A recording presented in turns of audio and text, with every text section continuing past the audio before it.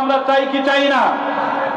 আর আমরা যারা তরিকত তাসাউফের মানুষ, আমাদেরকে একটা কাজ না করলেই নয়, একটা কাজ অবশ্যই করতে হবে, তাছাড়া মানুষ হওয়া যাবে না, সোনার মানুষ। কথা বলেন ঠিক কিনা? সেটা কি? আত্মসমালোচনা। অথচ আমি একজন সাধারণ কর্মীদের যদি বলি, আমরা তো আচ্ছা এখানে মুরিদ হয়েছি কয়জন একটু হাত তোলেন। হাত তোলের সমস্যা নাই, মুরিদ হয়েছে, আমি নিজেও মুরিদ। দেখ আলহামদুলিল্লাহ।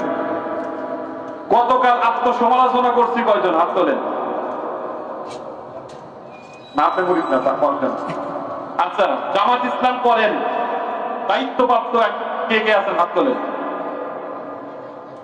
গতকাল আত্মসমালোচনা করছেন কয়জন? হাত তোলেন। দেখছেন হাত উঠছে কি ওঠে নাই? কথা কয় না কেন? উঠছে কি ওঠে নাই? তাহলে এই পরীক্ষায় আপনার লাভ কি? কিন্তু নিজেকে নিয়ে আমি ভাবি না, নিজের ভিতরে কোনো সংশোধন নাই। কথা বলেন ঠিক কিনা? সুতরাং আমল দিয়ে পরিবর্তন হতে হবে। হতে হবে কিনা? আমল দিয়ে কি হতে হবে? পরিবর্তন হবে। তরিকত জগতের প্রথম সবক হলো কি? ফারাবি সাহেব পীরে নামাজ পড়ে 5 ওয়াক্ত, আল্লাহর রহমতে আমার মধ্যে 1 ওয়াক্ত নাই। হুজুর কথা বলে ঠিক কিনা?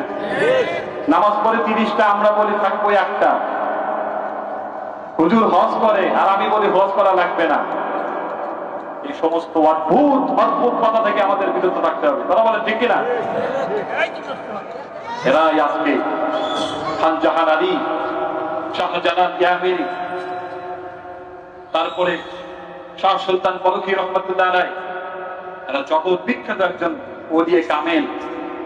আজকে সেখানে দুর্ভাগ্য কি যে তারা করতে গিয়ে আমরা করি। তারা বলে ঠিক কিনা?